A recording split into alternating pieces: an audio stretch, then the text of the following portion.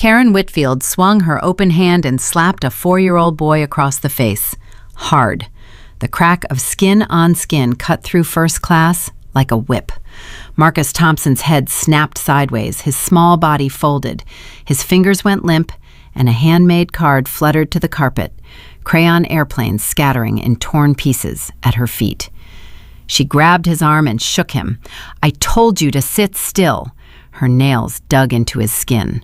A 4-year-old black child, shaking, bleeding from a split lip, staring up at the woman in the SkyVista uniform, the same uniform printed with the name of his father, Derek Thompson, founder, CEO, the man who built every plane she ever worked on. Karen didn't know, but 3,000 miles away, a bracelet on that boy's wrist was already transmitting, and his father was already listening. If you want to hear how this story ends, subscribe to our channel and stay with Marcus all the way through. Drop a comment and tell us what city you're watching from so we can see how far this story has traveled. Now let me take you back to the beginning. 6 hours before that slap, Marcus Thompson woke up laughing. He had been dreaming about airplanes again. In the dream, he was the pilot, and all the passengers were teddy bears, and they clapped when he landed on a cloud.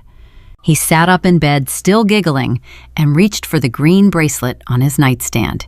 He snapped it on the way Daddy taught him, every morning, no exceptions. "Marcus, baby, time to get up." Mrs. Evelyn Carter stood in the doorway, 61 years old, retired school teacher, hired by Derek Thompson 2 years ago when he realized building an airline from scratch meant he could not always be the one picking his son up from preschool. She loved that boy like her own grandson. Marcus jumped off the bed. "Mrs. Carter, today's the day." "Today's the day." "We're flying to Daddy." "We sure are. But what did we talk about?" Marcus straightened up and squared his little shoulders the way he'd seen his father do before important phone calls. "Best behavior. Hold the card with both hands. Don't run in the airport. And say please and thank you to everybody. That's my boy." The card was on his desk. He had worked on it for 3 days. 3 days of crayons and glitter, and Mrs. Carter helping him sound out the letters. On the front, he drew an airplane with wings so big they went off the edge of the paper. Inside it said, "Fly high, Daddy. I love you to the moon." He traced his own hand in blue crayon underneath and wrote Marcus with the S backwards. He grabbed it and pressed it against his chest. Daddy's gonna cry when he sees this. Happy crying or sad crying? Happy crying, duh. Mrs. Carter laughed and took his hand, and they walked out to the car. 3,000 miles away, Derek Thompson stood in a conference room at the Ritz-Carlton Grand Cayman, going over his acceptance speech for the Global Aviation Leadership Summit. Innovator of the Year. 14 years of work compressed into a crystal trophy and a 5-minute speech. He had built SkyVista from 2 leased planes and a rented desk in Charlotte. His father, Ronald, drove a city bus for 31 years, so Derek could go to college. His mother, Gloria, cleaned hotel rooms at the Marriott until her knees gave out. Derek never forgot any of that. He never forgot the way certain people looked at him when he walked into boardrooms, the way investors smiled politely and said, "Interesting concept," which meant, "Not a chance." He built SkyVista on a single principle and wrote it into every manual and every training document and every contract. Every passenger deserves dignity, no exceptions. He checked his phone. A photo from Mrs. Carter. Marcus at the airport gate, grinning with his face pressed against the window. The SkyVista A350 parked behind him. Derek smiled and typed back. "Tell my boy I love him. Can't wait to see that card." He set the phone down and went back to his speech. He had no idea what was about to happen on that plane. No idea that in a few hours he would abandon the summit entirely and charter a private jet to Miami with lawyers and a child psychologist and a fury so deep it would take everything in him not to let it consume him whole. But that was coming. Right now, Marcus was happy, and Derek was proud, and the sky was clear. At gate C9 in Atlanta, Marcus pressed his nose against the window. "That's Daddy's plane." One of Daddy's planes, Mrs. Carter corrected. It's huge. You think the pilot knows Daddy? Honey, everybody on that plane knows your daddy. The gate agent scanned their tickets and smiled at Marcus. First class, suite 2A. Welcome aboard, little man. Marcus held up his card. I made this for my daddy. See the airplane? It's got rainbow wings. That is beautiful. He's going to love it. I know. He's going to happy cry. The gate agent laughed. Have a wonderful flight, sweetie. They walked down the jet bridge. Marcus held Mrs. Carter's hand with one grip and his card with the other. He marched in rhythm with his sneakers squeaking on the floor. Left, right, like a soldier on a mission. Because that is exactly what this was. When they stepped through the cabin door, Marcus stopped dead. His eyes went huge. He looked up at Mrs. Carter and whispered, "Is this what heaven looks like?" She laughed. Close enough. He found suite 2A and climbed into the wide leather seat. His sneakers didn't reach the edge. He placed the card on the side table and adjusted it 3 times until the angle was perfect. Then he sat back and folded his hands in his lap and nodded like a little businessman who had just closed a deal. When Daddy sees this card, everything's gonna be perfect, he said. Mrs. Carter smoothed his collar. It already is, baby. Marcus pressed every button on the armrest. He opened the window shade and closed it and opened it again. He found the blanket and wrapped it around his shoulders like a superhero cape. He discovered the entertainment screen and found the cartoons in 30 seconds flat. He was purely, completely happy. A 4-year-old boy on his way to his father with a handmade card that contained his whole heart. He did not notice the woman watching him from the galley doorway. Karen Whitfield had worked first class for 15 years. She kept the cabin the way a surgeon keeps an operating room. Sterile, silent. Every glass aligned, every linen folded with precision. She knew every passenger's name before they boarded and had their drink preference memorized before they sat down. Karen did not tolerate mess. She did not tolerate noise. And she had a very particular idea about who belonged in her cabin. She stood in the galley with her arms folded, watching Marcus bounce in his seat. Her eyes moved from his sneakers to his hoodie to the handmade card on the polished side table with crayon smudges visible from 10 feet away. Brianna, the junior attendant, stepped up beside her. The little guy in 2A is so cute. He's flagged VIP on the manifest. Someone booked him through the executive office. Karen did not look at her. He's 4. Yeah, he's adorable. He doesn't belong in first class. Brianna's smile dropped. But the ticket is flagged VIP.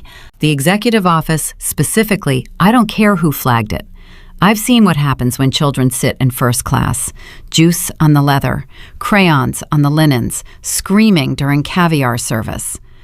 Karen adjusted her pearl earring without taking her eyes off Marcus. Not in my cabin. Brianna hesitated.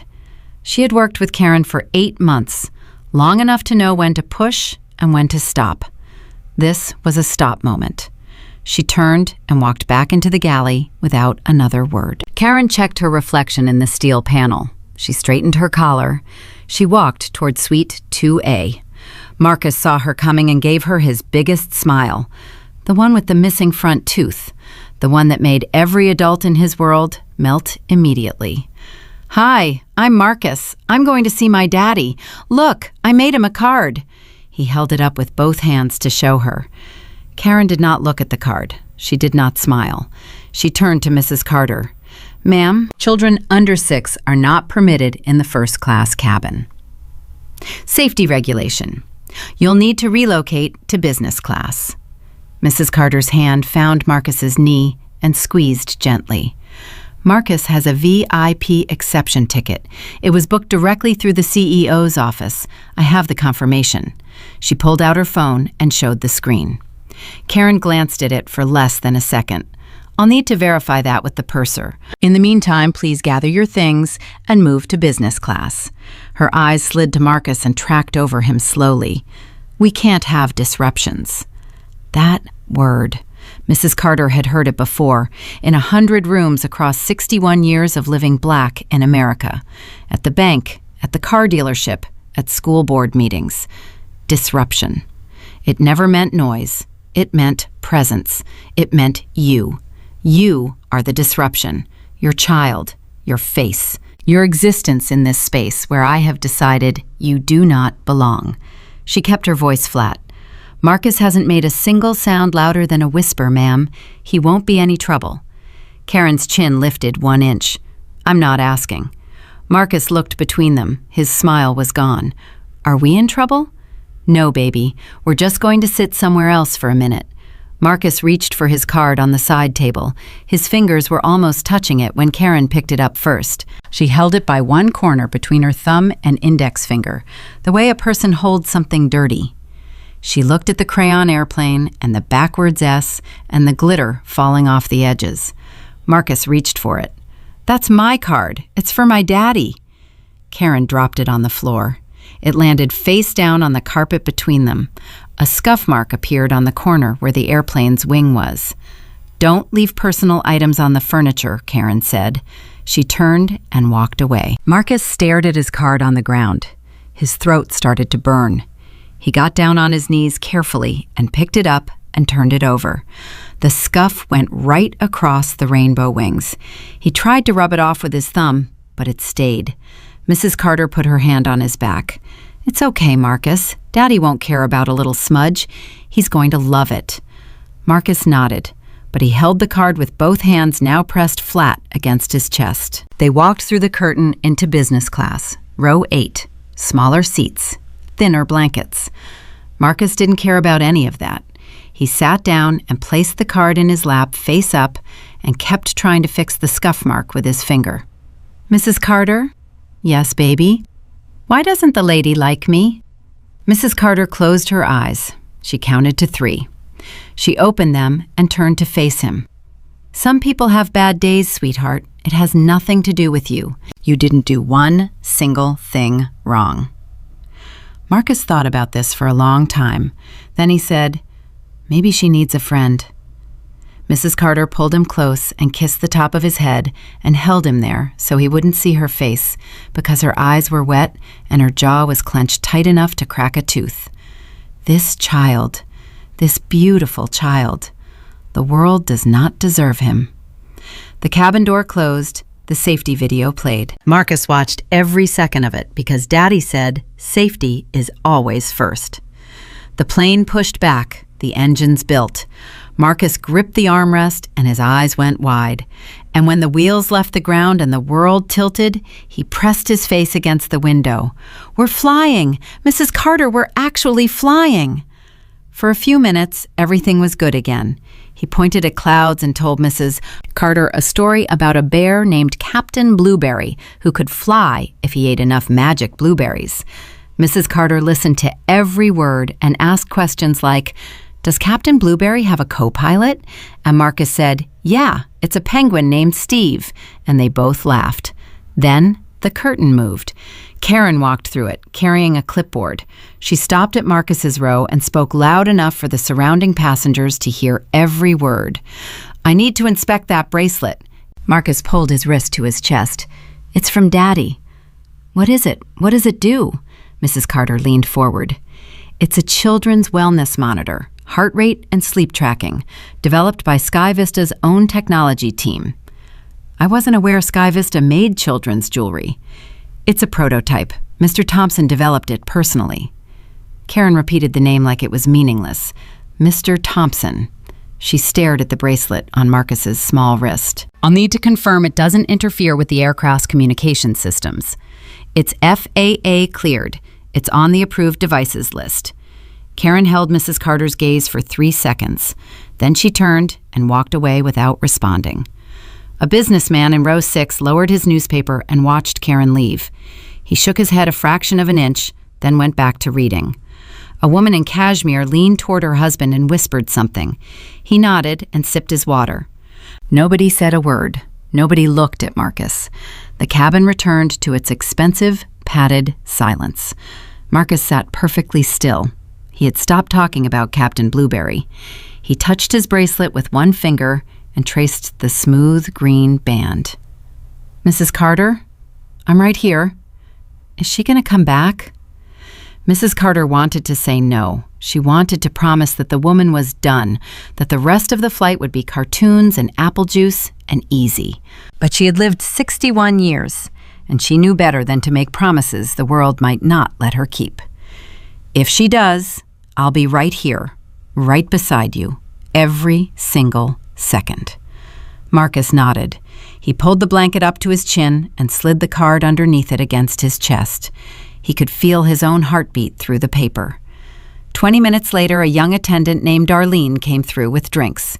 She stopped at row 8 and crouched down to Marcus's eye level. "Hey, buddy, what can I get you? Apple juice? Orange juice? We have cookies, too." Marcus's face brightened. "Apple juice, please." "Coming right up." She poured it into a cup with a lid and handed it over with a napkin. "That's a really cool bracelet. My daddy made it. It keeps me safe." "Your daddy sounds like a genius. He's the smartest person in the whole world." Marcus said this with zero doubt, like stating that the sky is blue. Darlene smiled and moved on. Marcus sipped his juice carefully. Both hands on the cup. Small sips. Don't rush. The way Mrs. Carter taught him.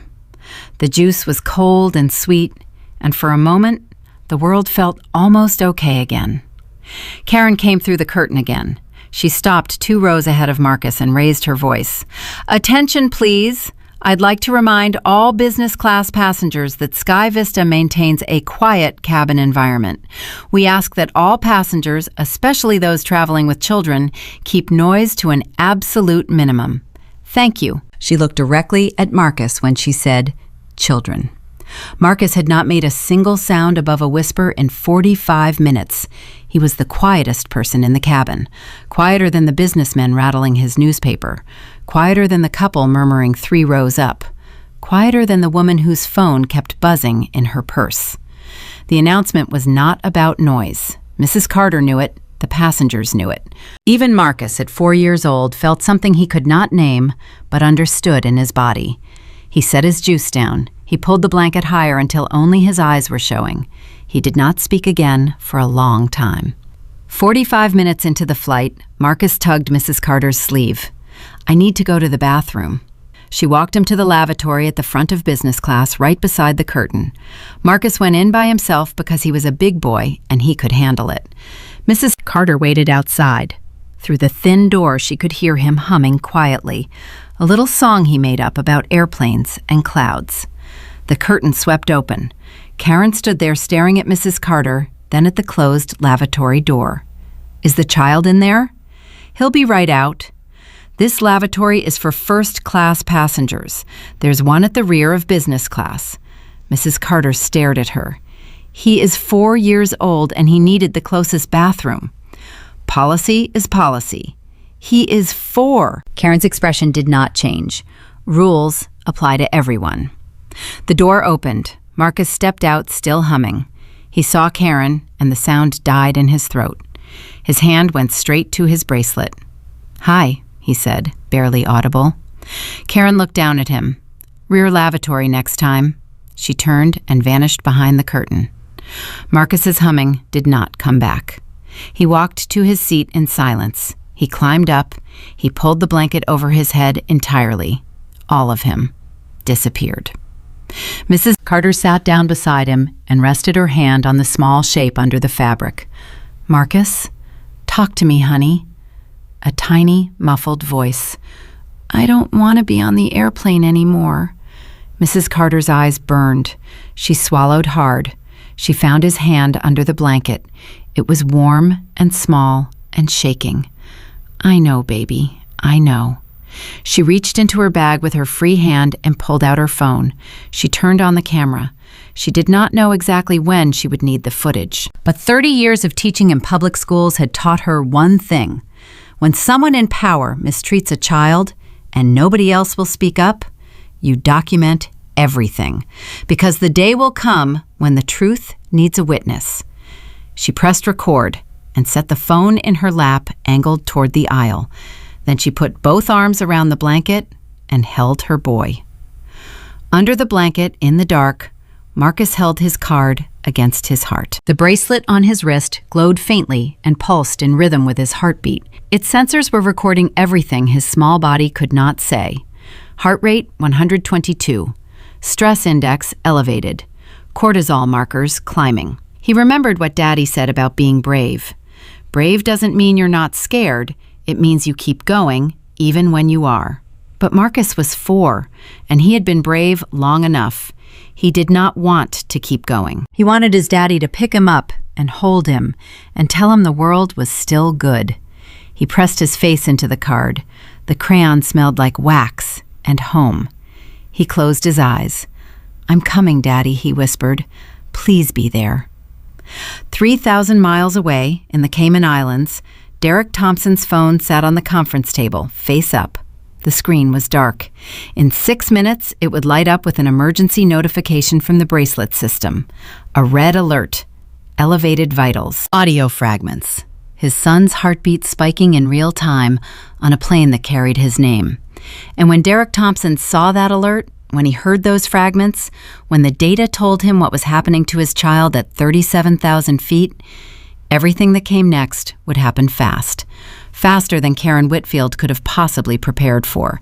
Faster than anyone on that plane could imagine. But right now, in this moment, there was only a small boy under a blanket holding a crumpled card and a bracelet that blinked green in the dark.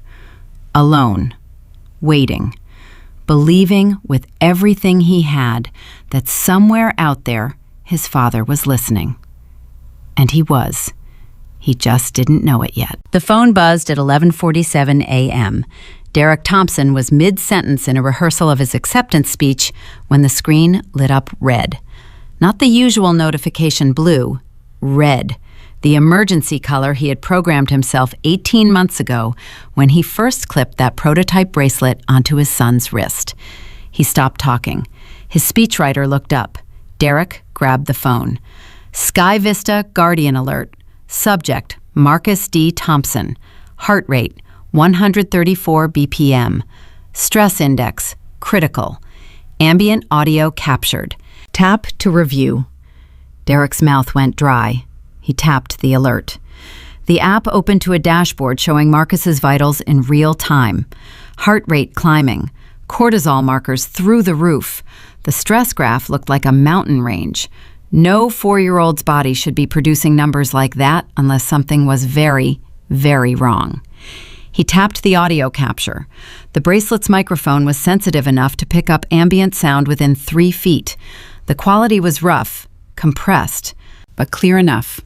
He heard his son's voice first, small, shaking. "That's my card. It's for my daddy." Then a woman's voice, cold, clipped. "Don't leave personal items on the furniture." A pause, then what sounded like paper hitting the floor. Derek's hand tightened around the phone. He swiped forward. Another clip, 40 minutes later according to the timestamp. The same woman's voice, louder now. "Attention, please. We ask that all passengers, especially those traveling with children, keep noise to an absolute minimum." Then Marcus, barely audible. "I'm being quiet. Tell her I'm being quiet." Derek pressed his thumb against the edge of the phone so hard the case cracked. He swiped again. The next clip was time-stamped 8 minutes after the last one. The woman's voice again. "Rear lavatory next time." Then Marcus. "Hi." One word. The smallest, most defeated hi Derek had ever heard from his son. A boy who said hi to strangers in grocery stores with the energy of a game show host now sounded like he was apologizing for breathing. Derek stood up so fast his chair rolled backward and hit the wall. His speechwriter flinched. "Derek, get out." "What?" "Get out of the room. Now." The speechwriter grabbed his laptop and left. Derek closed the door and locked it. He called Mrs. Carter's phone, straight to voicemail, airplane mode. He called again, voicemail. He called SkyVista Operations in Atlanta. The line rang 4 times. "SkyVista Operations, this is Michael." "Michael, this is Derek Thompson." Silence on the other end. Then a quick scramble. "Mr. Thompson, sir, good morning. How can I—" "Flight 762, Atlanta to Grand Cayman. I need you to patch me into the aircraft communication system. Right now." "Sir, that's a—" I'd need to get authorization from, I am the authorization. I'm the CEO. Patch me through. Mr. Thompson, the protocol for in-flight communication requires... Michael. Derek's voice dropped to the register that made boardrooms go silent. My son is on that plane. He is 4 years old. I am receiving real-time medical data from a monitoring device on his wrist that is telling me his heart rate is 138 and climbing. I have audio evidence that a crew member has been targeting him since boarding. You will patch me into that aircraft's PA system in the next 60 seconds, or I will fly to Atlanta personally, and the first thing I do when I land will be to find out why you chose this moment to quote protocol at me. Are we clear? 4 seconds of silence. Connecting you now, sir. Derek waited. He heard the click of the satellite uplink engaging, a soft hiss of static. Then, the open channel. He was live on Flight 762's intercom. Every speaker in first class and business class was carrying his voice. He took one breath. Good afternoon. This is Derek Thompson, founder and CEO of SkyVista Airlines. On the plane, the cabin went dead silent. Every screen had already switched to a priority alert banner. Passengers froze mid-movement. A man with a coffee cup stopped it halfway to his mouth. A woman reading a magazine let it fall closed in her lap. In business class, Marcus pulled the blanket off his head and sat straight up. Derek's voice continued, steady, but carrying a weight that pressed against the walls of the fuselage. I am addressing all passengers and crew on this aircraft. I have received verified, real-time data indicating that a young passenger on this flight, a 4-year-old child, has been subjected to repeated harassment and emotional distress by a member of our cabin crew. Karen Whitfield was standing in the first-class galley pouring a glass of champagne for the couple in 1A. The bottle slipped. Champagne spilled across the counter and dripped onto her shoes. She did not move to clean it. This is unacceptable. It is a violation of everything SkyVista was built to represent. Effective immediately, this flight is being diverted to Miami International Airport for an emergency investigation. Gasps. A woman in business class covered her mouth. The businessman in row 6, who had been ignoring everything for the past hour, put both hands flat on his armrests and stared at the ceiling speaker. To the crew member responsible, you will be identified. You will be held accountable. There will be no warning. There will be no second chance. Karen's knees buckled. She grabbed the edge of the galley counter to stay upright.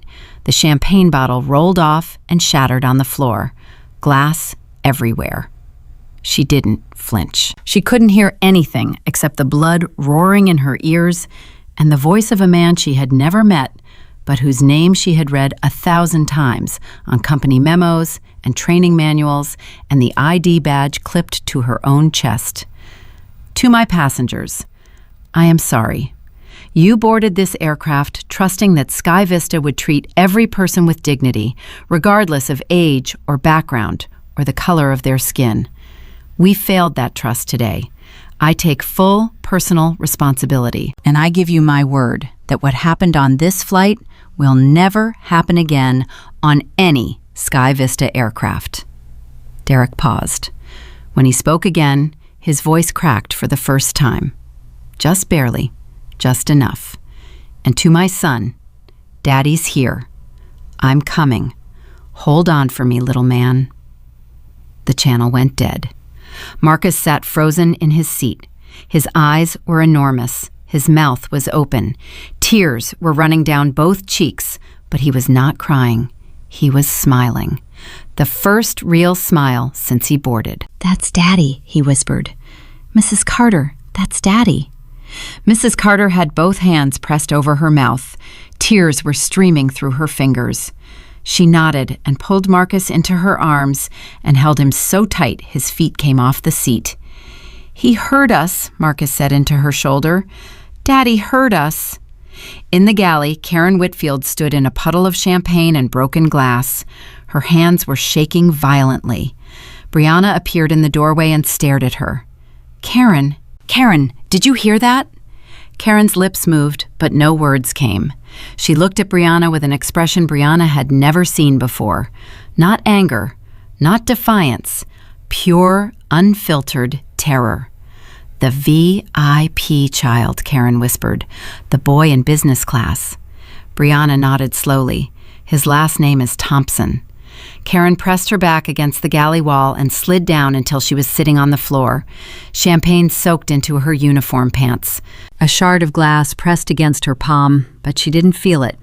She was running the last 2 hours through her mind at triple speed. The card she dropped on the floor, the way she said disruptions, the bracelet she tried to confiscate, the bathroom, the announcements, all of it aimed at a child, a 4-year-old. And not just any child. "Oh God," she said. "Oh my God." "Karen, what did you do?" Karen looked up at Brianna with eyes that were already red. "I didn't know." "Didn't know what?" "I didn't know who he was." Brianna stared at her for a long moment. Then she said something quiet and devastating. "Would it have mattered?" Karen opened her mouth, closed it, opened it again. Nothing came out. Because the honest answer, the one she couldn't say out loud, the one that sat in her chest like a stone, was no. It wouldn't have mattered. She would have treated any child that way. Any child who didn't fit her idea of who deserved to sit in first class. The last name didn't matter. The VIP flag didn't matter. What mattered was that she had looked at a small black boy and decided he was a disruption before he ever opened his mouth. But she couldn't say that. Not now, not ever. So she sat on the floor in the champagne and the glass and said nothing. The captain's voice came over the intercom. "Ladies and gentlemen, we are beginning our descent into Miami International Airport. Please return to your seats and fasten your seatbelts. We will be on the ground in approximately 42 minutes. The cabin shifted. Passengers moved with a different energy now. Not the lazy drift of people killing time at altitude. Something sharper. People were sitting straighter, looking at each other, looking at Marcus. The woman in cashmere, the one who had whispered about who belonged in first class, now sat rigid in her seat, staring at her hands. Her husband had removed his designer glasses and was cleaning them over and over on his tie. Neither spoke. The businessman in row 6 closed his newspaper, folded it precisely, and placed it in the seat pocket. He turned and looked directly at Marcus for the first time during the entire flight. His face was unreadable, but his jaw was tight. A retired woman from row 12 unbuckled her seatbelt and walked to Marcus's row. She knelt in the aisle and held out a packet of colored pencils. "These are for you, sweetheart, for your next picture." Marcus looked at her. "Thank you." He took the pencils and held them the way he held everything precious now, close to his chest. The woman's eyes filled. She patted his knee and returned to her seat without another word. Darlene, the young attendant, came through with warm cookies on a tray. She set 2 in front of Marcus with a glass of apple juice. "These are from your dad's special recipe, buddy. He wanted to make sure you got them." Marcus picked up a cookie and took a small bite. Chocolate chips. Warm. He chewed slowly. "Mrs. Carter, Daddy sent me cookies from the sky." "He sure did, baby. He can do anything." Mrs. Carter wiped her eyes with the back of her hand. "Yes, he can." In the cockpit, the first officer turned to the captain. "Did you know the Thompson kid was on board?" The captain shook his head. "Not until the CEO override hit the system. The kid's booking was flagged VIP, but nobody in the cockpit was notified of any issue." "Someone's getting fired." The captain adjusted his headset. "Someone's getting more than fired." At 12:34 p.m. Eastern, Derek Thompson walked out of the Ritz-Carlton and climbed into a waiting car. He had chartered a Gulfstream from Georgetown to Miami. It was already fueled and waiting on the tarmac. His phone was pressed to his ear. "Janet, I need the head of HR on a call in 10 minutes. Legal counsel on standby. Contact Dr. Amara Williams, the child psychologist we retained last year. I want her in Miami before my son's plane lands." "Derek, what happened?" "A crew member assaulted my son." Silence. Then Janet's voice, shaken but professional. "I'm on it. 10 minutes." Derek hung up and called one more number. his mother. Gloria Thompson picked up on the second ring. "Baby, aren't you supposed to be at your big dinner tonight?" "Mama, something happened to Marcus on the plane." He heard her sharp intake of breath. "Is he hurt?" "He's scared. A flight attendant has been targeting him, harassing him. She took his card and threw it on the floor. She tried to remove him from first class." "Lord Jesus, that baby. I'm flying to Miami to meet the plane. I need you to pray, Mama. I've been praying since before you called. A mother knows." Her voice broke. "You get to that boy, Derek. You get to him fast." "I will. And Derek?" "Yes, ma'am." "Don't let your anger make you ugly. You handle this the way your father would have, with dignity. You hear me?" Derek closed his eyes. He thought of his father, Ronald, behind the wheel of that city bus, every day for 31 years, taking insults from passengers who didn't think a black man should be driving them anywhere, never raising his voice, never losing his composure, coming home every night and telling Derek the same thing. "Son, the loudest man in the room is usually the weakest. Strength is quiet. Strength is steady. Strength shows up when it counts." "I hear you, Mama." He hung up and stared out the car window. The ocean was impossibly blue. The sky was clear. Somewhere up in that blue, his boy was holding a torn card and waiting. On the plane, the descent into Miami had begun. The cabin pressure shifted and Marcus's ears popped. He swallowed the way Mrs. Carter taught him and pressed his face to the window. He could see the coastline below, green land meeting blue water. "Mrs. Carter, is Daddy going to be there when we land?" "I believe he will, sweetheart." "How did he know? How did Daddy know the lady was being mean?" Mrs. Carter touched the green bracelet on his wrist. "Because of this." Marcus looked down at it. The little light was pulsing steadily, green again, calm, like it knew the worst was over. He pressed his finger against it and held it there. Daddy's bracelet told him? It did. Marcus was quiet for a moment. Then he said something that made Mrs. Carter's chest crack open. "So Daddy was with me the whole time, even when I couldn't see him." She pulled him close. "Always, Marcus. Always." Behind the curtain, Karen sat in the jump seat where Brianna and the purser had placed her. She was buckled in. Her hands were in her lap. She had stopped shaking, but her face was the color of ash. The purser, a veteran named David, stood in front of her with a tablet. "Karen, I need to document this. Can you tell me exactly what happened with the child in 2A? Karen stared straight ahead. "He was in first class. I asked him to move." "Did you have authorization to relocate a VIP flagged passenger?" "I used my judgment. Children under 6 create disruptions." "That's not a SkyVista policy, Karen. There's no age restriction for ticketed first-class passengers. You know that." Karen's eye twitched. "It should be a policy." David lowered the tablet. "Did you take something from the child?" He left a piece of paper on the furniture. A handmade card for his father. It was creating a mess. "Karen, did you drop that card on the floor?" Silence. "Did you make a cabin-wide announcement directed at a 4-year-old who was not making any noise?" Silence. "Did you confront his guardian about the child's use of the forward lavatory?" Karen's jaw clenched. "I was enforcing protocol." David looked at her for a long time. "There is no protocol that covers what you did today, Karen. There is no manual in this airline that says treat a 4-year-old like a trespasser." He paused. "The CEO's son, Karen. You harassed the CEO's son." Karen's composure cracked. "I didn't know who he was." David nodded slowly. "And that's the part that scares me the most. Because if you didn't know, it means you'd do this to any child." Karen's face crumpled. She turned toward the wall and pressed her forehead against the cold surface and closed her eyes. David stepped back and spoke quietly into his radio. "Purser to cockpit. Documentation in progress. Crew member Whitfield secured in jump seat 4L. Recommend ground security meet us at the gate." The captain responded immediately. "Copy that. Miami Ops has been notified. Security and SkyVista corporate team will be on the jetway when we park." At 1:16 p.m., the Gulfstream carrying Derek Thompson touched down at Miami International. He was out of the plane before the stairs fully extended. A SkyVista ground team met him on the tarmac. Janet had done her job.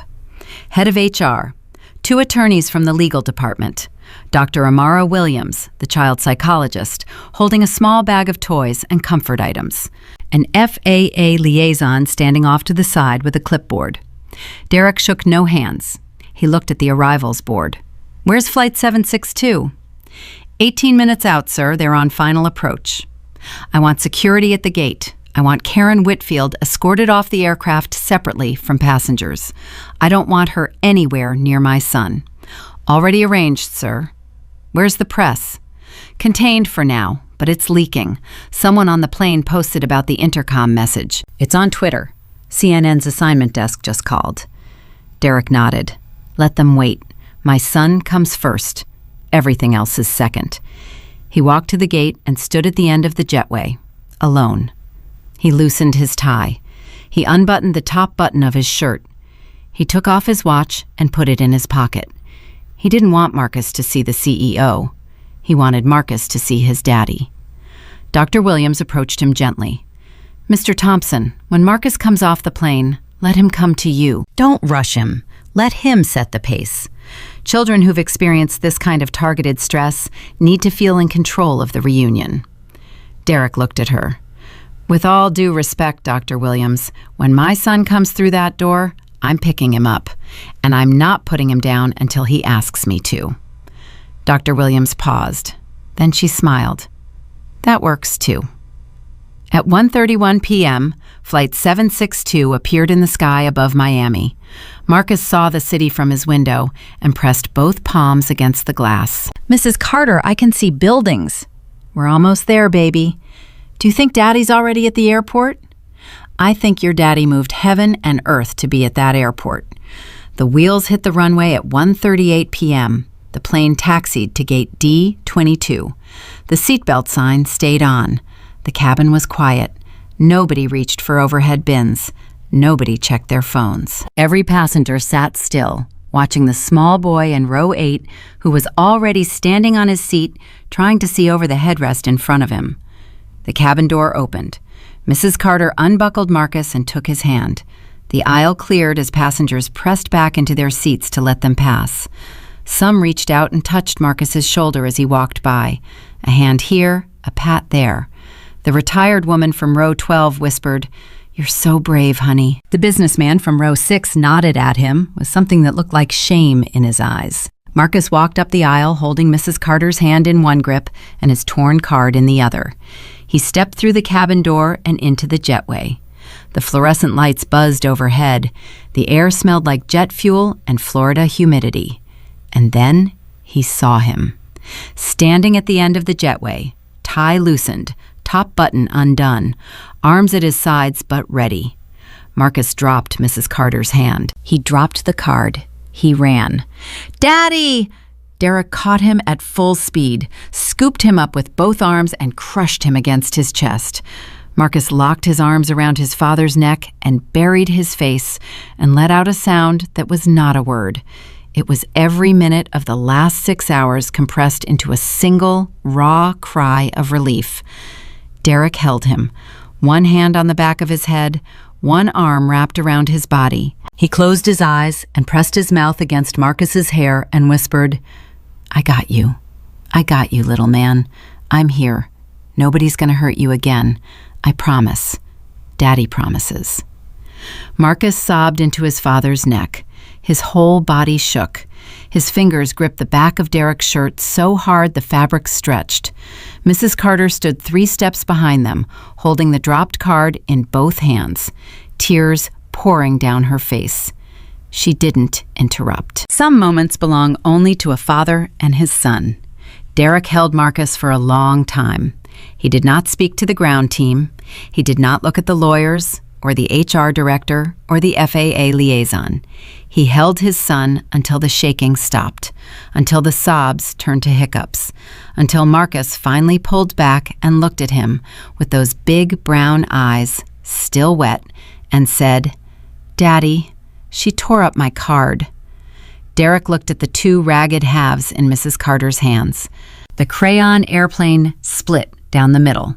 Fly high on one side, Daddy on the other, glitter still clinging to the edges. He took both pieces and held them together. The rip ran right through the rainbow wings. "We're going to fix this," Derek said. His voice was steady, but his eyes were not. "We're going to fix all of it." Marcus pressed his forehead against his father's cheek. "I knew you'd come." "Always." "The bracelet told you?"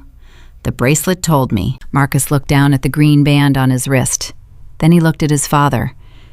"It works, Daddy. Your invention works." Derek laughed. It came out broken and wet, but it was real.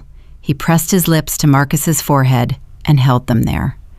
Behind them, at the other end of the jetway, Karen Whitfield emerged from the aircraft flanked by two SkyVista security officers.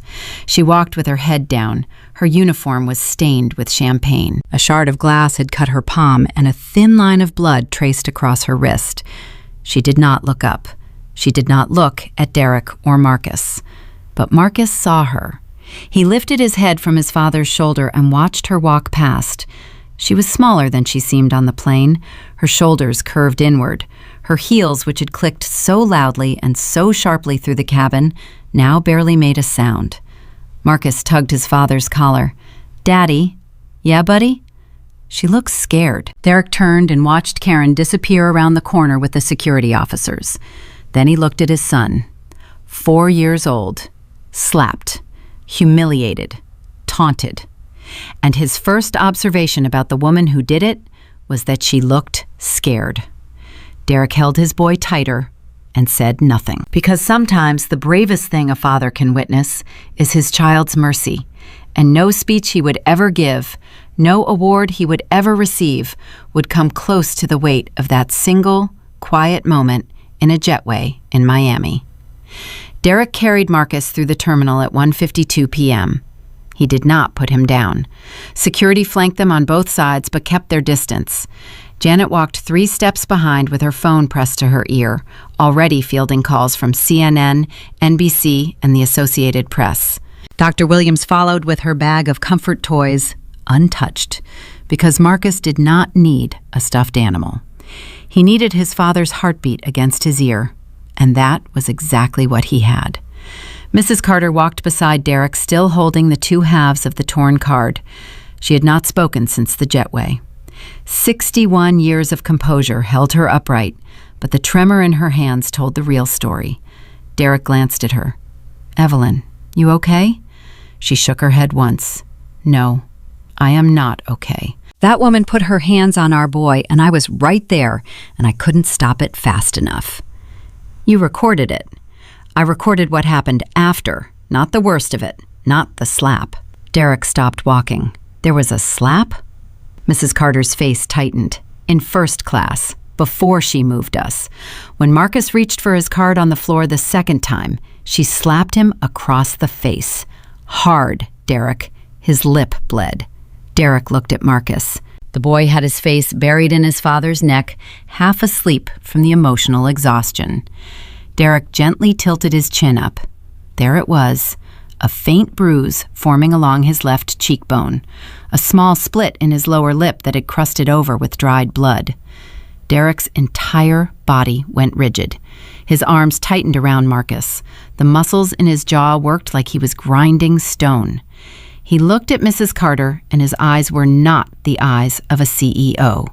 They were the eyes of a father who had just discovered that his child's pain was worse than he knew. "She hit him." "Yes." "She hit my son in the face." "Yes." Derek turned to the head of HR, a woman named Patricia Owens, who had worked for SkyVista since its founding. "Patricia, where is Whitfield right now?" "Security holding room, gate D22. She's being processed for—" "I want the police." Patricia blinked. "Derek, we've contacted airport security and they're coordinating with—" "I don't want airport security. I want Miami-Dade police. I want a detective. I want assault charges filed against Karen Whitfield for striking a 4-year-old child. I want it done in the next 30 minutes. Patricia nodded. I'll make the call. And Patricia? Yes? Pull her complete personnel file, every performance review, every passenger complaint, every incident report, everything from 15 years. I want it on my desk by tonight. Understood. Derek resumed walking. Marcus stirred against his shoulder. Daddy, where are we going? Somewhere quiet, buddy. Just you and me for a little while. Is the lady gone? She's gone. Is she going to come back? Never. Not ever. Marcus pressed his face into Derek's neck again. Good. At 2:14 p.m., they reached a private SkyVista lounge that Janet had commandeered. Derek sat on a couch with Marcus in his lap. Mrs. Carter sat across from them. Dr. Williams stayed near the door, observing but not intruding. Marcus had found the colored pencils the retired woman on the plane had given him. He laid them out on the coffee table in a straight row, arranging them by color the way he always did at home: red, orange, yellow, green, blue, purple. He stared at them, but didn't pick one up. Marcus, Derek said softly, can you tell Daddy what happened on the airplane? Marcus was quiet for a long time. Then he started talking, not in the excited babble that was his normal mode, in a voice that was careful and small, like he was stepping across broken glass. I put my card on the table because I wanted it to be ready for you, and the lady came and said I couldn't be there. Mrs. Carter showed her the phone, but the lady didn't look. She said I was a disruption. Derek's hand moved slowly up and down Marcus's back. Then what happened? She picked up my card. She held it like this. Marcus demonstrated, pinching the air between his thumb and finger with his arm extended, like holding something disgusting. And she dropped it on the floor. I tried to get it, but she pushed it with her shoe. She pushed it with her shoe? Yeah, far away. And I crawled to get it, and she was standing right there watching me crawl. Marcus's voice cracked. Daddy, she watched me crawl on the floor for my card. Derek closed his eyes. His nostrils flared. He breathed in through his nose and out through his mouth the way he did before difficult negotiations. Except this was not a negotiation. This was his son describing the worst experience of his life. And then, Derek's voice was barely above a whisper. I grabbed the card and I was getting up and she... Marcus stopped. His chin trembled. Take your time, buddy. She slapped me, Daddy. The room went silent. Even the hum of the air conditioning seemed to pause. She hit me right here, Marcus touched his cheek, right on the bruise, and it made my lip bleed, and I tried not to cry, but I couldn't help it. Derek pulled Marcus against his chest. You don't ever have to try not to cry. You hear me? Don't ever hold that in. But she said big boys don't cry. She was wrong. She said I was a disruption. She was wrong about that, too.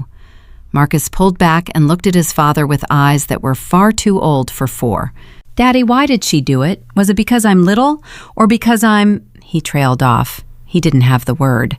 But the question was there, floating in the space between them, heavy and terrible and real. Derek stared at his son. This was the moment every black parent dreads.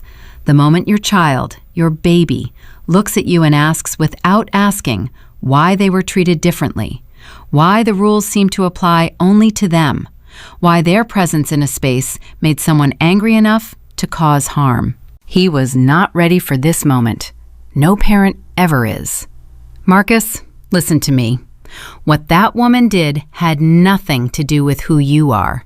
Nothing. It had everything to do with who she is. Some people look at the world and decide that certain people don't belong in certain places, and they're wrong. Every single time, they are wrong. But I had a ticket. Mrs. Carter showed her the ticket. You did have a ticket. You had every right to be in that seat. Well, then why did she make me leave? Derek held his son's face in both hands. Because sometimes people with a little bit of power use it to hurt people who can't fight back. And that is the ugliest thing in the world. But it does not mean you did anything wrong. You were perfect. You were brave. And I am so proud of you, I can barely stand it. Marcus leaned forward and pressed his forehead against Derek's. They stayed like that for a long time, forehead to forehead, breathing together. At 2:38 p.m., Patricia called. Derek put her on speaker. Derek, I pulled Whitfield's personnel file. Go ahead. 12 passenger complaints in the last 3 years. 8 of them specifically mention hostile treatment toward families with children. 4 mention racial undertones. 1 passenger, a black businessman traveling with his 7-year-old daughter last March, filed a formal discrimination complaint. He said Whitfield told him his daughter was too loud for first class when the child had been reading a book silently. Derek's jaw locked. And what happened with that complaint? It was reviewed by her direct supervisor, marked as resolved, no further action. Who was the supervisor? Regional cabin manager Thomas Reed. He noted that Whitfield was a top-rated attendant with excellent service scores from premium passengers, and that the complaint was likely a misunderstanding. A misunderstanding. That's what the file says. Derek stood up, set Marcus gently on the couch, and walked to the window. He pressed his fist against the glass. 12 complaints, 4 with racial components, and nobody did a damn thing. The system failed, Derek. I won't sugarcoat it. The system didn't fail, Patricia. The system worked exactly the way it was designed. It protected the employee who made wealthy passengers happy and ignored the ones who complained. That system is mine. I built it, and it let a woman with a documented pattern of discrimination slap my son in the face. The line was quiet for 3 seconds. What do you want to do? Patricia asked. I want Thomas Reed suspended pending review. I want every complaint in our system from the last 5 years that mentions discrimination or hostile treatment toward children re-examined by an independent team. Not our people, outside. I want a civil rights attorney on retainer by end of day. And I want the families who filed those complaints contacted personally. Every single one. I want them to know we heard them, even if it's 3 years late. I'll have it in motion within the hour. Patricia, one more thing. Yes? The businessman with the 7-year-old daughter, the one from March. Find him. Get me his number. I want to call him myself. He hung up and turned back to the couch. Marcus had picked up the orange crayon and was drawing something on a napkin. Derek sat beside him and watched. What are you making, buddy? A new card, but I'm not done yet. He looked up. Daddy, can we tape the old one back together too? I want you to have both. Derek's throat closed. He nodded because if he tried to speak, he knew his voice would break completely. At 3:15 p.m., 2 Miami-Dade detectives arrived at the SkyVista lounge, Detective Rosa Herrera and Detective James Polk. Herrera was lead. She was calm, direct, and had a daughter Marcus's age. Mr. Thompson, we've taken a preliminary statement from Ms. Whitfield. She admits to relocating the child from first class. She admits to making the announcements. She denies the slap. Derek looked at her. My son has a bruise on his face and a split lip. Yes, sir, we've photographed that. We've also obtained Mrs. Carter's phone recording, which begins approximately 6 minutes after the alleged slap. The recording captures Ms. Whitfield's subsequent interactions, including the card destruction and the noise announcement. She tore the card on camera? Yes, sir. Mrs. Carter's footage shows Whitfield tearing the card and the child's reaction. It also captures audio of Whitfield's comments. The footage is clear and admissible. But not the slap itself. Not the slap. However, Herrera paused. When we reviewed the footage from the bracelet's data log in coordination with SkyVista's IT team, we found something significant. Derek leaned forward. What?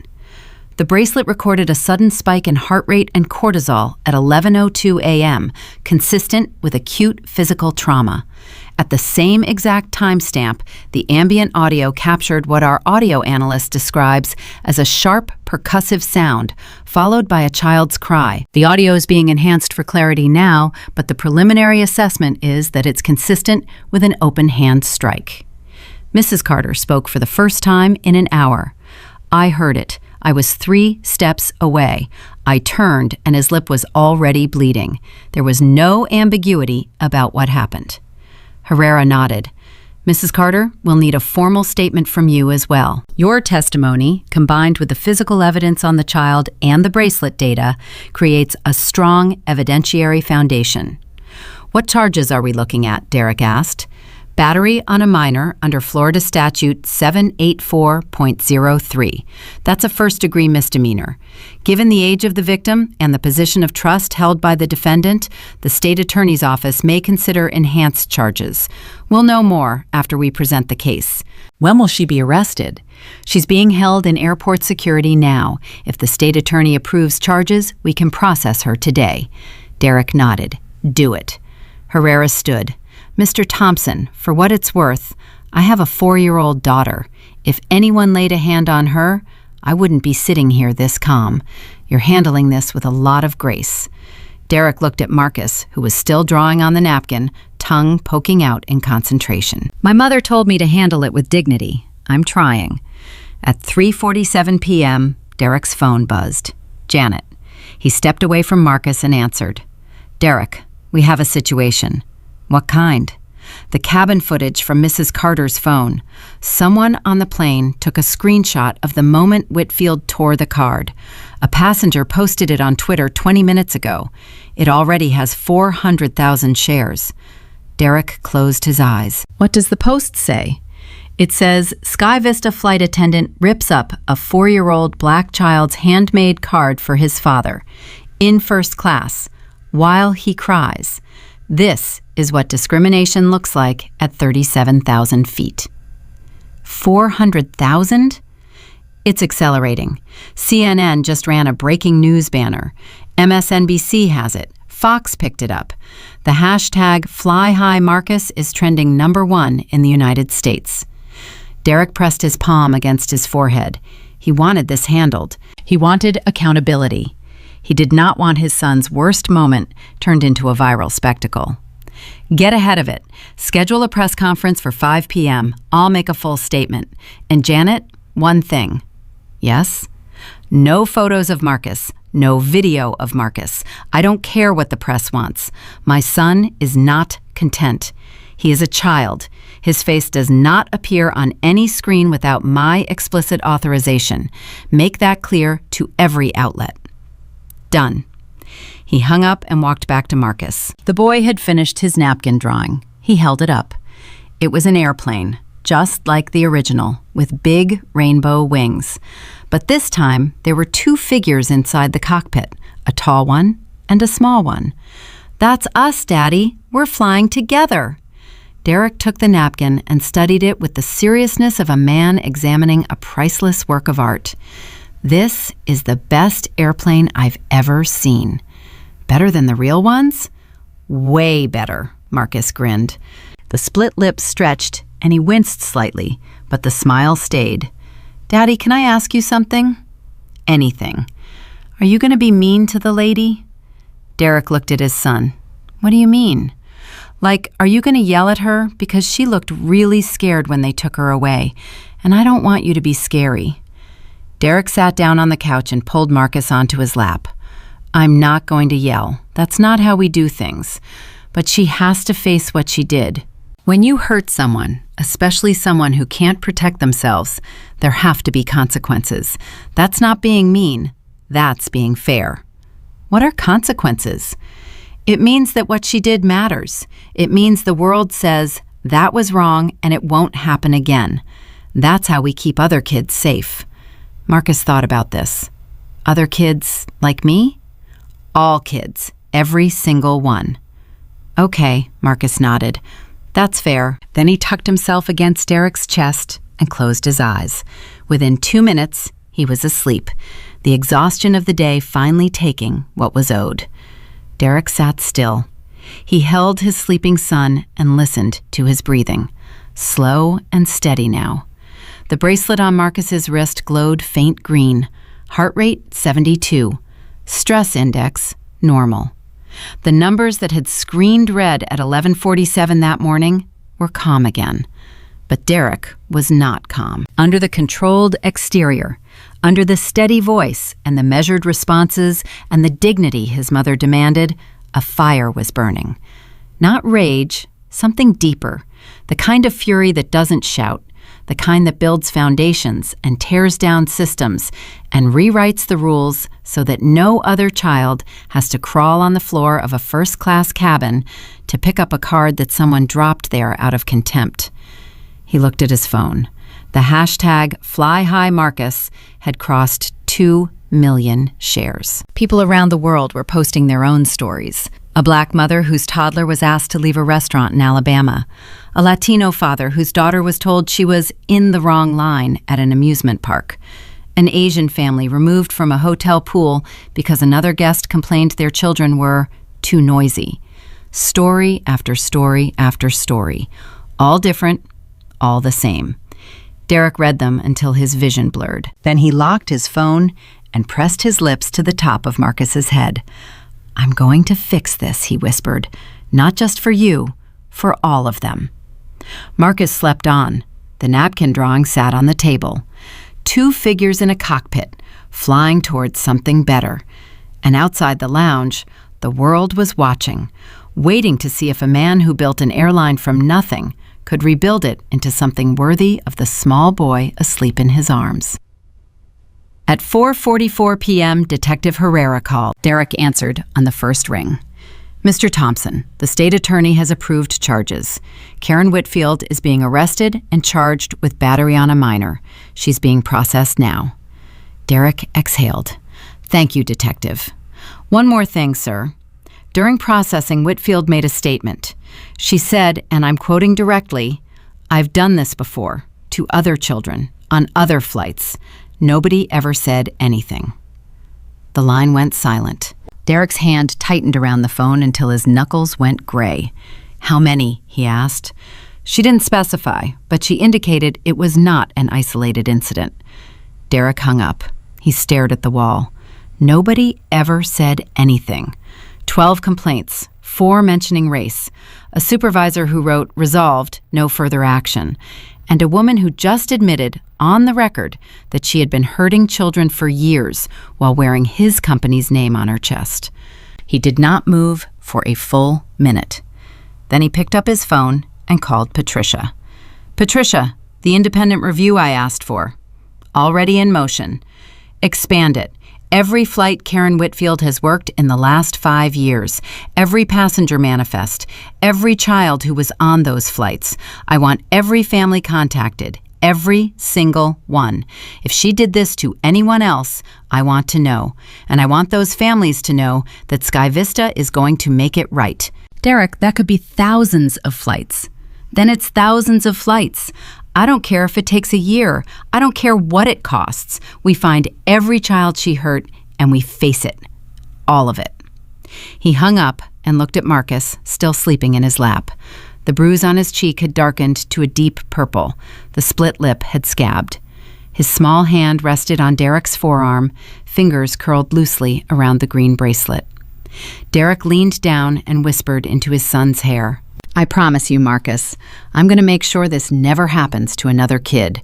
Not on my planes, not anywhere I can reach." Marcus shifted in his sleep.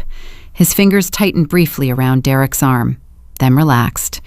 And in that quiet room in Miami, with the world exploding outside, and a press conference 45 minutes away, and a criminal case opening, and a corporate reckoning just beginning, a father held his sleeping son and made the kind of promise that changes everything. Not the kind spoken into microphones, the kind whispered into a child's hair when no one else is listening, the kind that means more than any headline will ever capture. At 4:58 p.m., Derek handed Marcus to Mrs. Carter. The boy was still half asleep, his head heavy against her shoulder, the napkin drawing crumpled in his fist. Derek smoothed Marcus's hair and kissed his forehead. "I'll be right back, buddy. Mrs. Carter's got you." Marcus's eyes opened halfway. "Where are you going?" "I have to talk to some people. Grown-up stuff." "About the lady?" "About making sure what happened to you never happens to another kid." Marcus blinked slowly. "Tell them about the card, Daddy. Tell them she dropped it on the floor." Derek swallowed. "I will." He straightened his tie, buttoned his collar, put his watch back on. He looked at Mrs. Carter. Keep him in this room. No cameras. Nobody gets through that door without my authorization." Mrs. Carter nodded. "Go do what you need to do. We'll be right here." Derek walked out of the lounge and into the corridor where Janet was waiting with a tablet and 2 publicists he didn't recognize. She fell into step beside him. 53 media outlets confirmed. CNN, MSNBC, Fox, ABC, CBS, NBC, BBC, Reuters, AP, 12 international, 41 domestic. The hashtag #FlyHighMarcus hit 6 million shares 10 minutes ago. There are protesters gathering outside the airport, not against us, for Marcus. They're holding signs. What kind of signs? "Protect our children. Black kids belong everywhere." One woman drove from Jacksonville with a sign that says, "My daughter was Karen Whitfield at a hotel pool in 2019. Derek stopped walking. That woman. Find her. After the press conference, I want to talk to her. Derek, you have about 40 things on your "Find her, Janet." She nodded and typed it into her tablet. They reached the press staging area at 5:03 p.m. Derek stepped behind a curtain and took 30 seconds. He closed his eyes. He breathed. He thought of his father at the wheel of that bus, absorbing the day's indignities and converting them into quiet resolve. He thought of his mother scrubbing bathroom floors so her son could have options. He thought of Marcus saying, "She looks scared," about the woman who slapped him. He opened his eyes and walked to the podium. The room erupted, shutters clicking like 1,000 insects. Camera flashes turning the air white. Voices shouting his name. "Mr. Thompson! Derek! Over here! One question, Derek." He raised his hand. The room went quiet. "Good evening. My name is Derek Thompson. I'm the founder and CEO of SkyVista Airlines. This morning, my 4-year-old son, Marcus, boarded SkyVista Flight 762 in Atlanta, traveling first class to meet me for a family occasion. He was carrying a handmade card he'd spent 3 days making. He was excited. He was happy. He was a little boy going to see his dad." He paused. The silence was total. Within minutes of boarding, a senior flight attendant named Karen Whitfield removed my son from his ticketed first-class seat. She dropped his handmade card on the floor. She made him crawl on his hands and knees to retrieve it. She tore it in half in front of him. She publicly humiliated him with announcements targeting him by implication. She confronted him about his use of a lavatory. And then she struck him. She slapped a 4-year-old child across the face hard enough to split his lip. A sound moved through the press corps. Not a gasp, something heavier, a collective flinch. My son is 4. He weighs 37 pounds. He was wearing a hoodie with our company logo on it. He was holding a crayon drawing, and an adult woman in a position of authority hit him in the face. Derek gripped the edges of the podium. His knuckles went pale.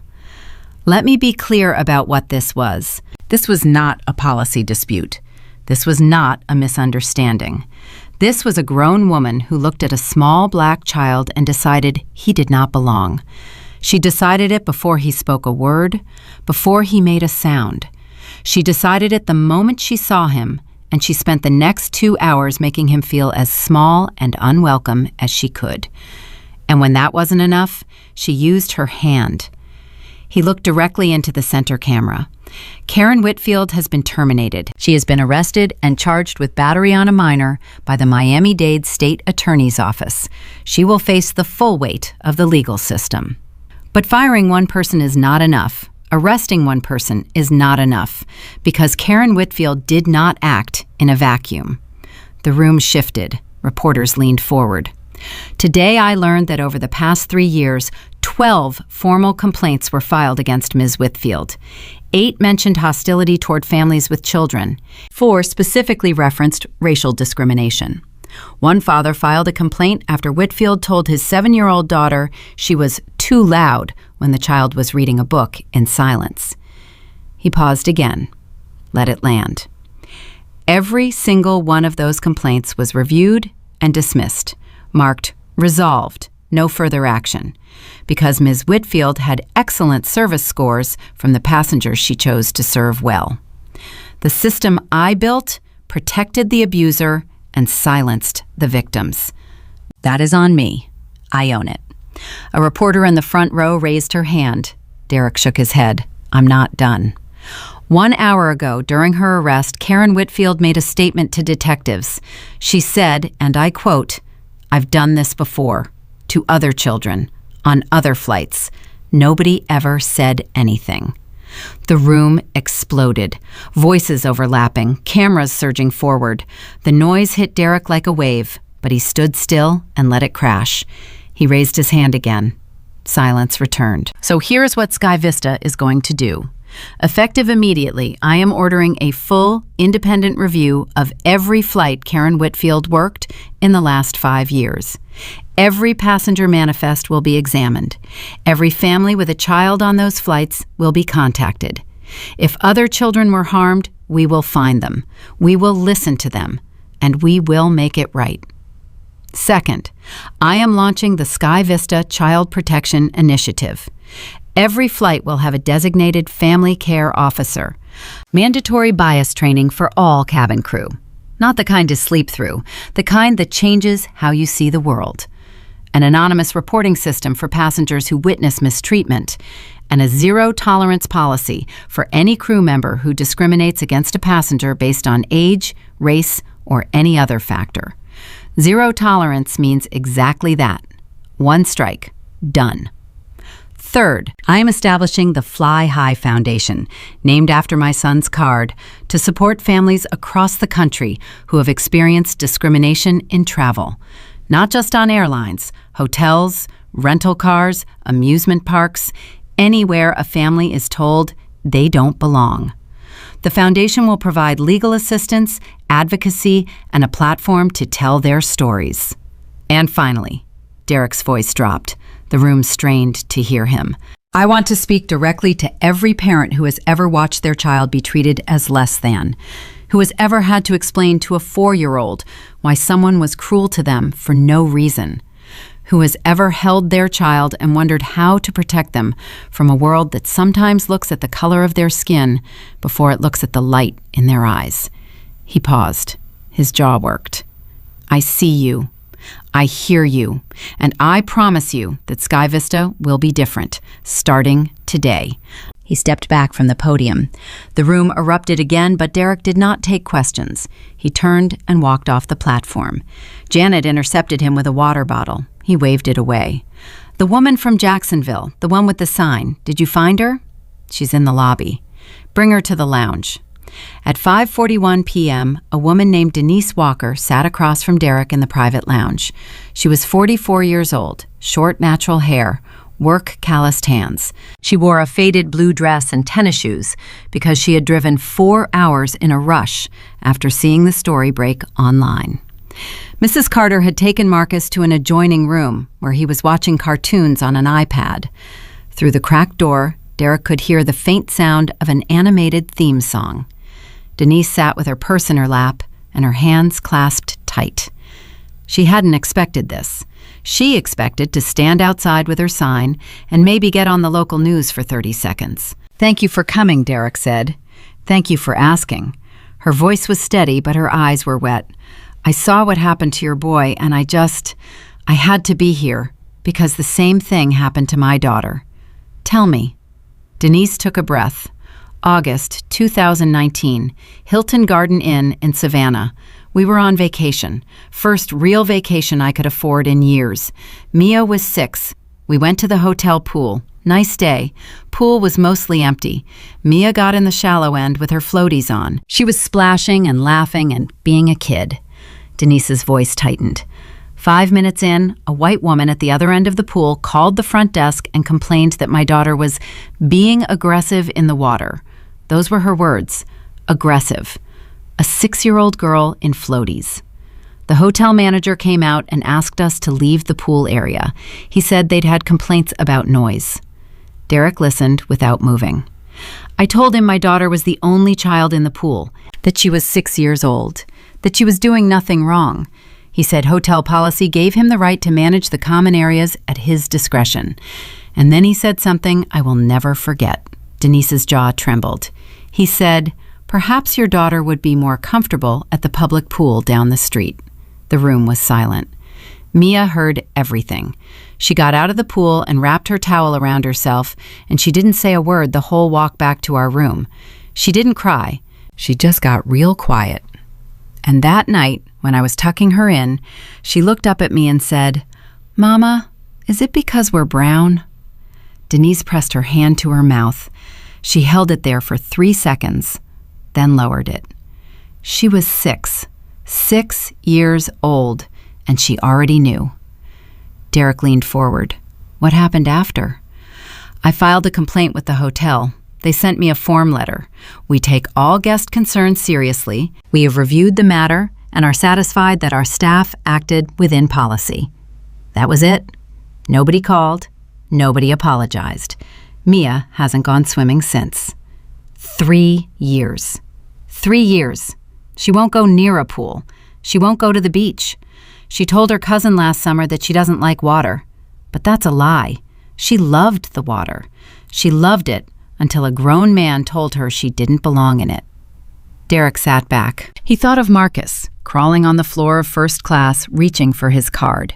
He thought of Mia, climbing out of a pool and wrapping herself in a towel like armor. "Denise, I want the Fly High Foundation to take Mia's case. We'll provide legal support. We'll confront that hotel. And if you're willing, I'd like Mia's story to be one of the first stories the foundation shares publicly." Denise stared at him. "You're serious?" "Dead serious. No family should file a complaint and get a form letter. No child should give up something they love because an adult made them feel like a trespasser." Denise's composure finally broke. She pressed both hands to her face and cried. Not loudly, the quiet, exhausted cry of a woman who had carried something heavy for 3 years and was only now being told she could set it down. Derek waited. When she looked up, he said, "Can I meet Mia?" "She's at school." "But," Denise wiped her eyes, "she'd love that. She saw your son's story on the news before I left. She told me, 'Mama, his daddy came for him.' Like that was the most important part." Derek nodded slowly. "It is the most important part." At 6:12 p.m., Derek's phone rang. Patricia Owens. "Derek, the independent review team just started cross-referencing Whitfield's flight records with passenger complaints." "Already? I thought it would take weeks." "We prioritized flights with documented complaints." "Derek, there are more." "How many more?" 7 additional complaints that were filed through general customer service rather than the formal complaint system. They never reached HR. They were handled by call center agents who offered flight credits and closed the tickets. 3 of those 7 specifically mention a first-class attendant fitting Whitfield's description. 2 involve children. One involves a family who says their 9-year-old son was told to stop drawing because his crayons were making a mess of the tray table. Derek closed his eyes. Crayons. A mess. The exact language Karen used with Marcus. A 9-year-old. Yes, mixed-race family. Father is white, mother is black. They said the attendant was perfectly pleasant to the father and ignored the mother for the entire flight. Find that family. We're working on it. Patricia, how many total flights did Whitfield work in 5 years? Approximately 2,400. Derek pressed his fist against his forehead. 2,400 flights. Thousands of passengers. How many of them had a story they never told? How many children walked off a plane feeling smaller than when they got on? "Keep going," he said. "Every single flight." At 6:30 p.m., Derek returned to the adjoining room where Marcus was watching cartoons. The boy looked up and smiled. The bruise on his cheek had turned a deep, mottled purple. The split lip was swollen. But the smile was real. "Daddy, did you tell them about the card?" "I told them everything." "Did they get mad?" "A lot of people got mad." "Not at me." Derek sat on the floor next to him. "Never at you, buddy. At the lady. At the people who should have stopped her a long time ago." Marcus crawled into his lap. "Daddy, I drew you another picture while you were gone." He held up the napkin. The same airplane with rainbow wings. The same 2 figures in the cockpit. But this time, there were more people in the windows. Lots of them. Different colors. Who are all those people? Derek asked. That's everybody. That's all the people who get to fly. Because you said everybody belongs. Derek pressed his lips together hard. He held the napkin like it was a treaty, like it was the most important document his airline had ever produced. Can I keep this one, Marcus? Yeah, but don't let anybody rip it. Nobody's ever going to rip your pictures again. Marcus leaned against his father's chest. Daddy? Yeah, buddy? Can we call Grandma? I want to tell her I was brave. Derek pulled out his phone and dialed. Gloria picked up before the first ring finished. My baby, my grandbaby. Is he okay? Put him on. Let me hear his voice right now. Derek handed the phone to Marcus. Hey, Grandma. Gloria made a sound that was half laugh and half sob. Oh, Lord, there's my boy. Marcus, you listen to Grandma. You are the bravest boy in the whole wide world. Do you hear me? I hear you, Grandma. And you know what Grandpa would say if he was here? Marcus's face brightened. He loved Grandpa Ronald's stories, even though his grandfather had passed before he was born. What would Grandpa say? Grandpa would say, That's my boy. That's a Thompson. We don't break. We bend a little, and then we stand back up straighter than before. Marcus giggled. Grandpa sounds funny. Oh, baby, he was the funniest man alive, and the toughest, just like you. Derek listened to his mother and his son talk for 6 minutes about Grandpa's bus, about the cookies on the plane, about how Marcus was going to draw a new card and this one would be even better. He listened to his mother's voice crack 3 times and recover 3 times because Gloria Thompson did not break either. When Marcus handed the phone back, Derek stepped into the hallway. Mama, she hit him. I know, baby. She hit my boy in the face. He's got a bruise the size of my thumb on his cheek. Gloria was quiet for a moment. I know you want to burn it all down, Derek. I do. Don't. Build it better instead. You hear me? Your father didn't drive that bus for 31 years so his grandson could inherit ashes. He drove it so his grandson could inherit something worth riding. Derek leaned against the wall and closed his eyes. How do you always know exactly what to say? Because I'm your mother. It's my whole job. At 7:15 p.m., Derek received a call he did not expect. It came through Janet, who knocked on the lounge door with an expression he couldn't read. Derek, Karen Whitfield's attorney just called. She wants to make a statement, not to the press, to you, directly. She can make her statement in court. Her attorney says she's not asking for leniency. She's not asking for her job back. She says there's something you need to know, something that didn't come up during processing. Derek stared at Janet. What could she possibly have to say to me? I don't know, but her attorney sounded shaken, not like a lawyer negotiating, like a person who just heard something that disturbed them. Derek looked through the doorway at Marcus, who was asleep on the couch again, the napkin drawing tucked under his arm. Mrs. Carter sat beside him, reading quietly, one hand resting on his ankle. Where is she? Still at the airport detention facility, 20 minutes from here. Derek's instinct was to refuse. Everything in him said no. This woman hit your child. She doesn't deserve your time. She doesn't deserve to breathe the same air as Marcus.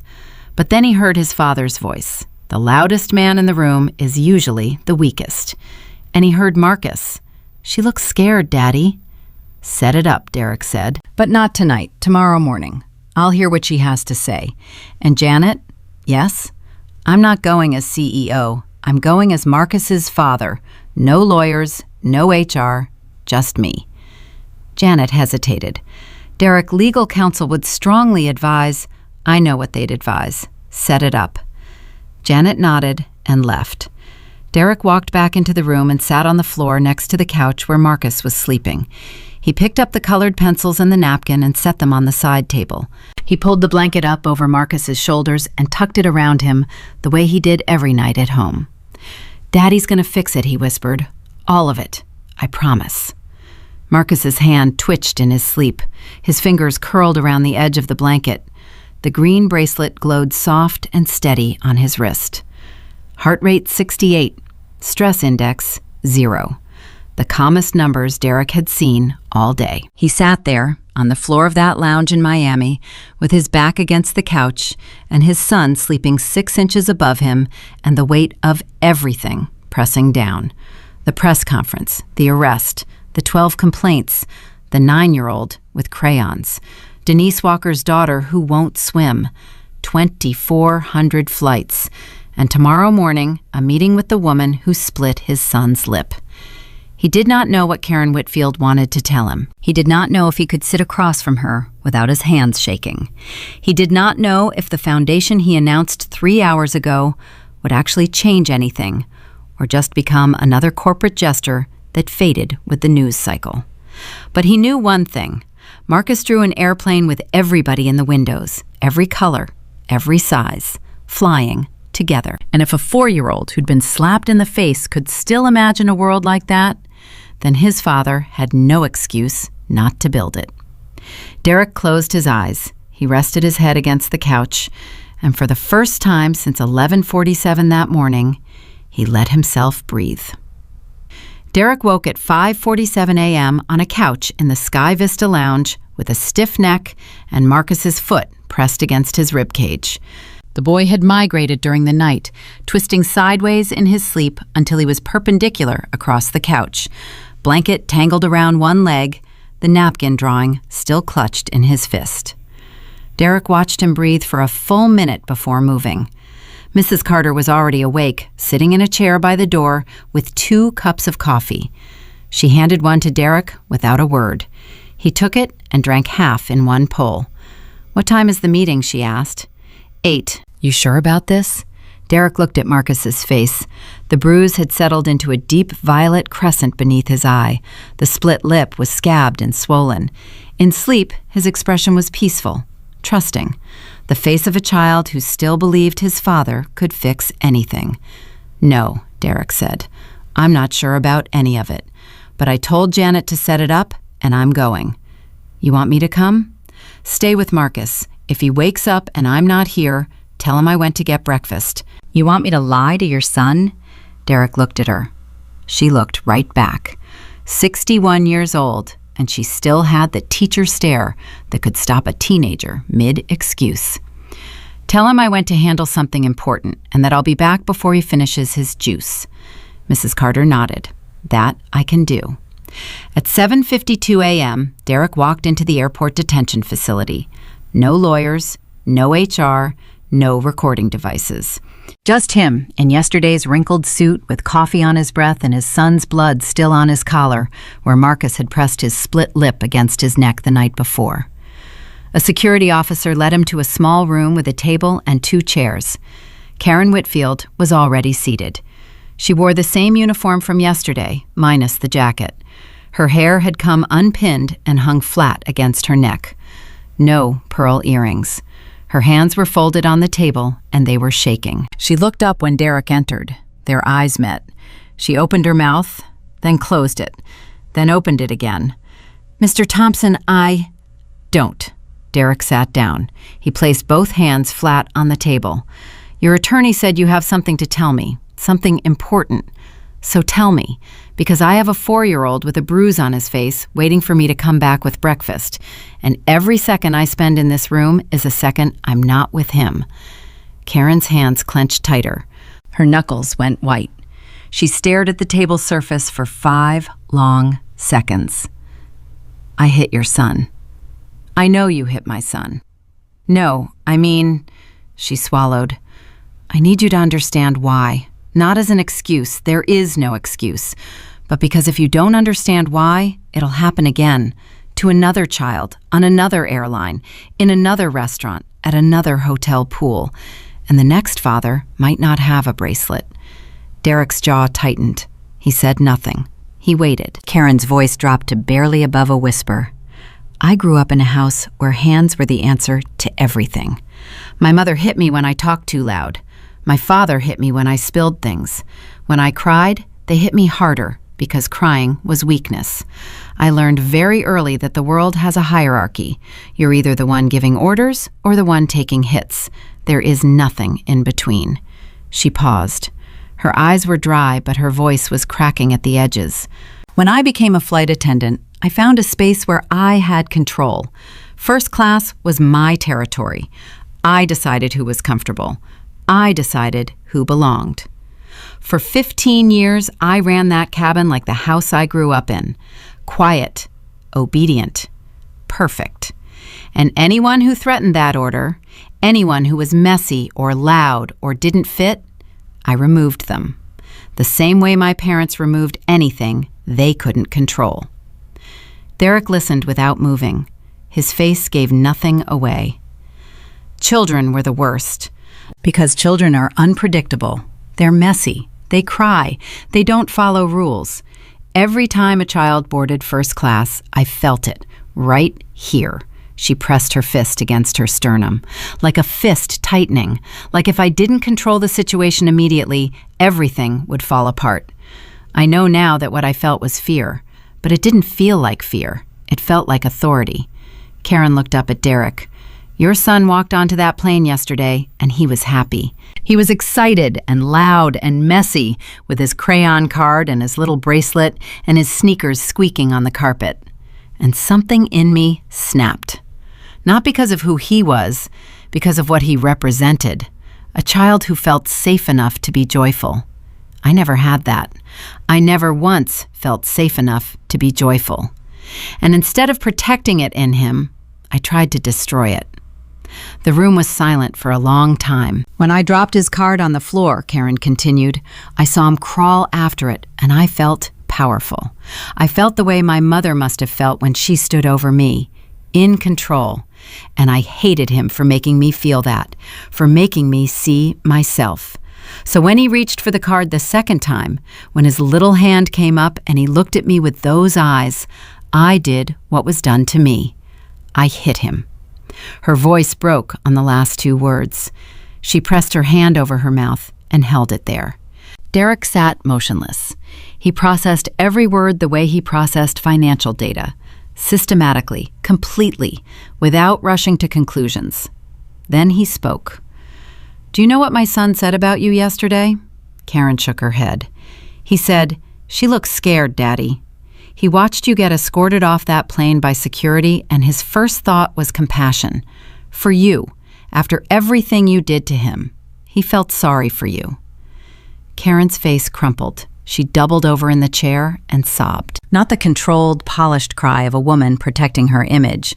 The ugly, gasping, full-body sob of someone who has run out of walls to hide behind. Derek watched her cry. He did not offer comfort.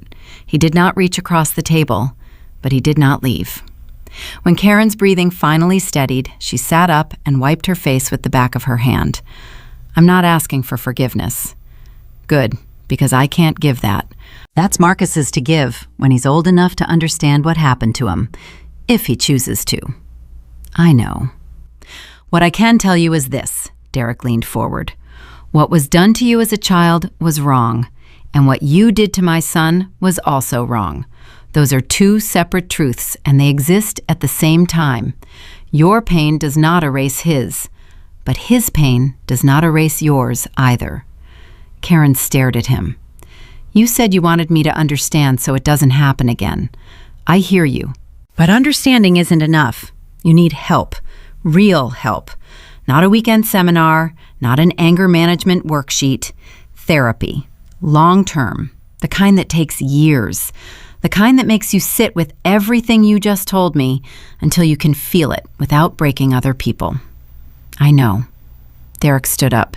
He pushed the chair back. I'm going to do something that my lawyers would tell me not to do. The Fly High Foundation that I announced yesterday is going to include a support track for perpetrators, people like you who hurt others because they were hurt first. Counseling, rehabilitation. Not because you deserve it, but because the next Karen Whitfield is out there right now, working a flight, managing a hotel, teaching a classroom.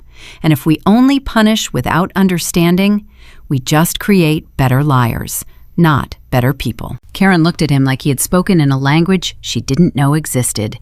You will face criminal charges. You will face the legal consequences. I will not intervene in that. but after. If you do the work, if you go through the counseling, if you actually change, I will not stand in the way of you rebuilding your life." He walked to the door, then he stopped. "One more thing. My son drew a new picture last night, an airplane with everybody in the windows, every color, every size. He drew it with a split lip and a bruise on his face, and he still made room for everyone. That is who my son is, and that is the world I'm going to build, with or without your help." He opened the door and walked out. At 8:34 a.m., Derek returned to the lounge. Marcus was awake, sitting cross-legged on the couch, eating a banana and watching cartoons. He saw Derek and scrambled off the couch. "Daddy, Mrs. Carter said you went to do something important. Did you bring breakfast?" Derek laughed. It surprised him.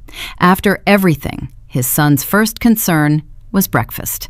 He pulled a bag from behind his back, blueberry pancakes from the restaurant downstairs. Marcus's eyes went huge. "With syrup?" "Extra syrup. You're the best daddy in the whole world." They ate pancakes on the couch. Marcus got syrup on his chin and his shirt and the blanket and the armrest. Derek did not wipe any of it up. He sat there with his son in a sticky, messy, beautiful disaster and thought about Karen's words. A child who felt safe enough to be joyful. This, right here, syrup on everything. This is what safe looks like. At 10 a.m., Derek received a call from Patricia.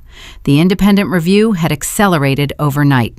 23 additional families had been identified from Whitfield's flight records. Of those, 9 had responded to initial outreach. 7 confirmed negative experiences. 3 involved children. One call broke Derek apart.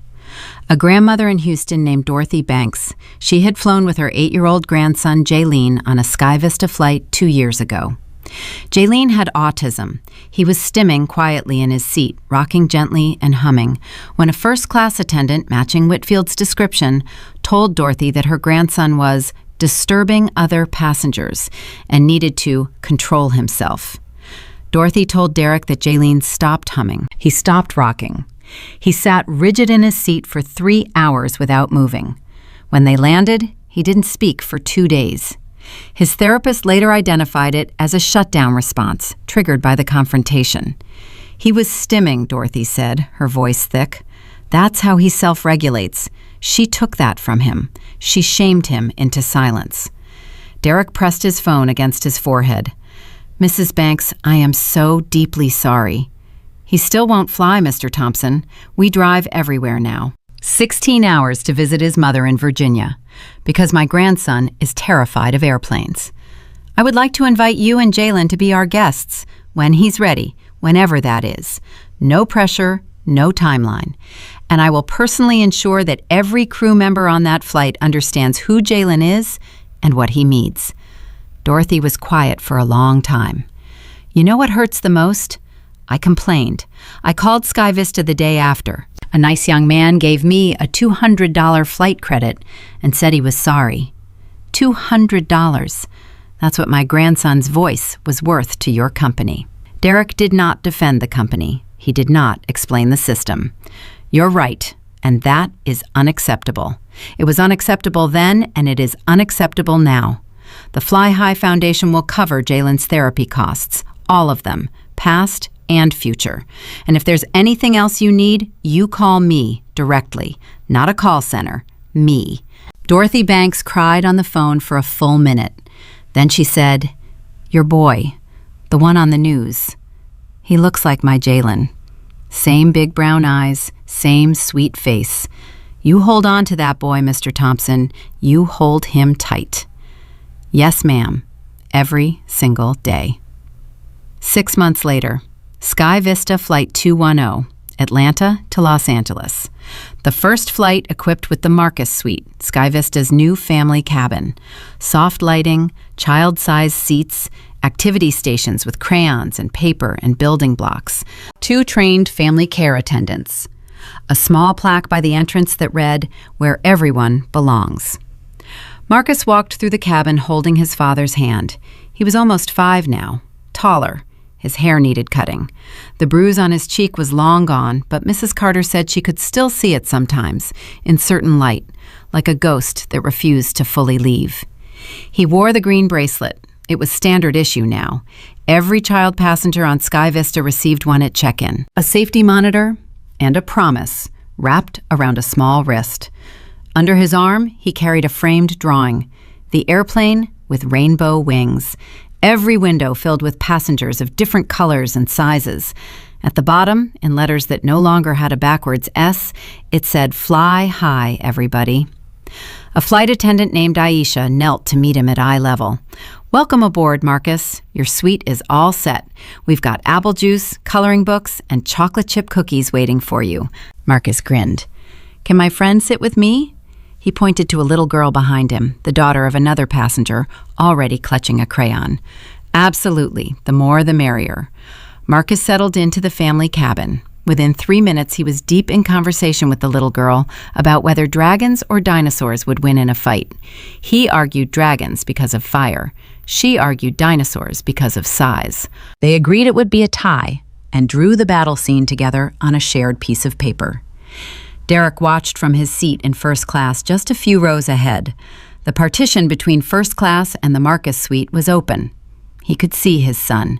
He could hear him laugh. That laugh, high and wild and free, was the most important sound in the world to him.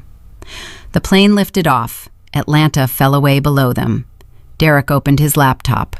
An email from the Fly High Foundation director. In 6 months, the foundation had supported 47 families. 12 lawsuits filed against hotels, airlines, and restaurants for discriminatory treatment of children. 4 settlements already reached. Mandatory bias training adopted by 2 competing airlines who cited SkyVista's program as a model. The FAA had opened a formal review of child passenger treatment standards nationwide. Denise Walker's daughter Mia had gone swimming again. Denise sent a photo. Mia in a pool, grinning, water up to her chin, giving a thumbs up. The caption said, "She jumped in by herself, first time in 3 years. Thank you." Derek stared at the photo until his vision blurred. Dorothy Banks's grandson Jaylene was in twice-weekly therapy, fully funded by the foundation. His therapist reported that he had started humming again, quietly at first, then louder. Dorothy told Derek on the phone last week that Jaylene had asked, for the first time in 2 years, if they could fly somewhere. "He said he wants to see the clouds from the inside," Dorothy said. "He said the clouds might be soft." Derek had to hang up and sit alone for 10 minutes after that call. At the bottom of his inbox, there was another email, one he had read 4 times but never replied to, from Karen Whitfield. He opened it again. "Mr. Thompson, I have been in therapy for 5 months, 3 times a week. I am not writing to ask for anything. I am writing because my therapist said that part of recovery is acknowledging the specific harm you caused to specific people. So I need to say this. I slapped your son. I struck a 4-year-old child across the face because he reminded me of everything I was not allowed to be as a child. Happy, free, loved. I took out 30 years of pain on a boy who had done nothing wrong. There is no version of the world where that is acceptable. I will carry what I did for the rest of my life, every day." I dream about his face, the way he looked at me after, not with anger, with confusion, like he couldn't understand why an adult would choose to be cruel. That look is the thing I cannot escape. And I don't want to escape it, because if I forget what I did, I become the person who did it again. I hope Marcus is drawing. I hope he still loves airplanes. I hope he never stops believing that people are good, even though I gave him every reason to stop. I am sorry. Not because you are the CEO, not because I lost my job, not because the whole world saw what I did, because Marcus is a child, and I hurt him. And nothing will ever make that okay. Karen Whitfield. Derek read it one more time. Then he closed the laptop and looked through the partition at Marcus, who was now showing the little girl how to draw an airplane with rainbow wings. He was patient with her, guiding her hand, telling her that the wings had to be big because the plane has to carry everybody. Derek picked up his phone and typed a message to Janet. Set up a meeting with Karen Whitfield, not at the office, somewhere neutral, next week if she's available. Janet replied in 30 seconds, as CEO or as Marcus's father. Derek typed back, as a man who promised his son that the world can be better, and that means everybody gets a chance to prove it. He put the phone down. He unbuckled his seatbelt and walked to the Marcus suite and sat down on the floor next to his son. Marcus looked up from his drawing.